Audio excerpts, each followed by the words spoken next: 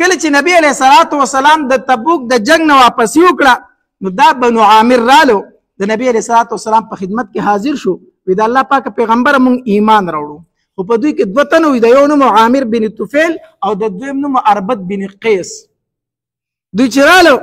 دوی د نبی علیه الصلاة والسلام سره خبرې شروع کړې خو دوی په لاره باندې یو صلاح کړې وه د عامر بن طفیل د اربد بن قیس ته ویل وی زه به دا پیغمبر په خبرو کې راولم زه به ورته وایم چې موږ مسلمانېږو نو دی چې زما سره په خبرو کې چې ته به ناسا په تورو روباسي سر به ترې ووایي مسلمانان د پیغمبر نه به څه ووایي سر ووایي کار به یې تمام کړو دا منافقت یې کړی و نو دوی چې څنګه رالو نو نبی علیه الصلاة والسلام ته وویل انت سیدنا ته زموږ سردار یې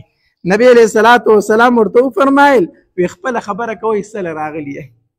خو د شیطان ګورې مه وروي نبی علیه السلام پې پوه شو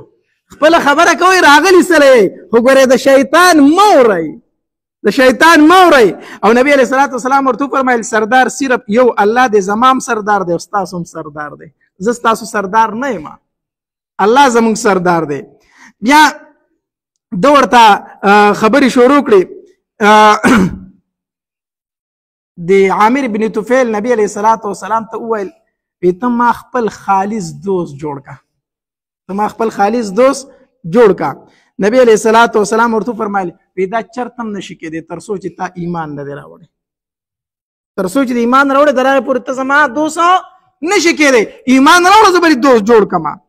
بیا ورته عامر وی کو چرته زه مسلمان شم ته به ماله څه راکړې نبی علیه الصلاة والسلام ورته فرمایل ستا دپاره هغه څه چې کوم د عامو مسلمانانو دپاره دی کوم د عامو مسلمانانو ته څه میلاوي کې څه حق د هغې دی هغه به ستایي نو بیا ورته د عامر ابن طفیل وي داسې وکړه که نه چې په بانډو باندې به ستا حکومت او په ښاریو به زما حکومت وي نبی علیه الصلاة والسلام ته وویل د عامر ابن طفیل وی په بانډو باندې به ته حکومت کوي په ښاریو به زه حکومت کوم بس زه خپله کبیره راولم چې موږ ټول مسلمانان شو نبی علیه الصلاة والسلام ورته وفرمایل وی دا نشي کېدی نو بیا ورته عامر ابن طفیل وی زما خبره ومنه که نه عطفان در باندې راولم د عطفان سخت جنگجو قبیله وه وی زما خبره ومنه که نه بنو عطفان در باندې راولم او دا مدینه به درنه خالي کي نبی علیه الصلاة والسلام ورته وفرمایل ته د دې قدرت نه لري ته د دې طاقت نه لري چې دواړو خبرې ختمې کړې د عامر ابن طفیل ووت د نبی علیه الصلاة والسلام د خوانه چې بار ته ووت د عامر ابن طفیل د خپل ملګري ته وایي اربد ته ته عجیبه انساني ما څومره ټایم په خبرو کې لګولی و ما چې ته به پې اوس ګزار وکړې او تا پې ګزار نه کو ما خو ته دننه کړی وې دې دپاره ځان سره چې زه به په خبرو کوم او دی چې ما سره په خبرو کې ته به تورو روباسې سر به تې ووایي نه عجیبه انساني زما خبرې د نبي علیه السلام سره ختم شو تا پې ګزار هم ونه کو اربد ورته وویل چې کله ما تورې ته لاس کړی او په نبي علیه السلام یې د ګزار اراده کړې نو دومره مخې ته یو خایل جوړ شوی دی وی څنګه وی اول ځل چې ما اراده وکړه تورې ته مې لاس کو که نه نو زما او د نبي علیه السلام په منځ کې د اوسپنې دیوال جوړ شو زما نه پناه شو نو ما پې څنګه ګزار کړی وی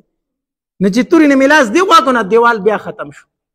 وی بیا چې تا په خبرو کې راوس ما بیا تورې ته لاس کو چې تورې ته مې لاس کو ناسا په یو غټ اوښ راغی خوله یې وازه کړه زما دې سر ته یې د خوله راښکته کړه نو ما وی چې په نبي علیه السلام ګزار څه خو اوښ رانه سر ووم نو زه ځان له په یاره کې شوم نو زر مې چې لاس دی وخوا کړه اوښ هم ختم شو نو ما چې په نبی علیه السلام باندې د ګزار کولو اراده کړې ده نو ما ته دومره یو خایل جوړ شوی دی د دې وجې نه ما پې ګزار ونه کوم دوی چې د نبی علیه السلام د خوا نه راووتل نبی علیه السلام د خولې نه بددعا ووته وی عامر ابن طفیله الله تبارک وتعالی دې هلاک الله دې تا هلاک دا عامر ابن طفیل چې واپس راتو که نه خپل قبیلې ته په لاره باندې طاعون مرض پرې راغی دا یو مهلکه بیماري د طاعون بیماري دا پې ولګېده او داسې بیمار شو چې بس دا اندامونه به یې ریجېدل داسې په کټ باندې پروت نو په عربو کې دا عادت چې کم به ځان ته ډېر بهادر وي مشهور سړی به نو هغه چې به په کټ باندې مړ شو نو خلک دا به زما دپاره پیغور دی خو مشر سړی یم بهادر سړی یم د قبیلې سردار یادېږم زه په کټ هم مرم ځکه چې هغوی به اکثر په جنګونو کې مړه کېدل نو دا چې بیمار شو په طاعون مرض باندې او پوه شو چې زه په بستره مرم نو یاره په بستره باندې مرګ خو زما دپاره پیغور دی وي ما له اس راولی اس یې راوستو اس یې ورته ودرم او چې اس یې ورته ودرو توره یې د ځان سره راوستو اس ته وخت او چې وخت دا الفاظ وي یا ملک الموت ابرز لي یا ملک الموت ابرز لی، ای د مرګ فرشتي اوس زما مقابلې ته راوځه. دومره خو بېوقوفه وی ای د مرګ فرشتي اوس زما مقابلې ته راوځه. او اس باندې سور شو او روان شو. او څنګه چې اس منډه کړی د ښکته راووته، د اس په دې خپو کې راوښکلی شو، مردار شو. دی خو په دې طریقه باندې مړ شو. دا بل چې کومو عربد دی چې قوم ته راورسېدو، نو ده ورته ووي، هغوی ته تپوس کوي دا څنګه سړی و، څنګه دین و؟ وی ډېر بېکاره دین دی دغه پیغمبر، ډېر بېکاره دین دی او ډېر بېکاره سړی دی، نعوذ بالله. دا خبرې وکړې دي. او 2 ورځې بعد بیا دی اوښته اوختو چرته تو، او چې څنګه اوښته اوختو روان شو که نه، د اسمان نه پې تندر راتاو شو، په اخ کې ځای باندې ایره شو.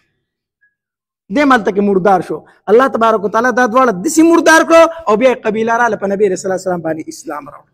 د دې دوو په قسمت کې الله تبارک وتعالی ایمان نه ویښې، نوره چې څومره قبیله وه الله تبارک وتعالی د هغې په قسمت کې ایمان لیکلی او هغې ایمان راوړ. دا به هر حال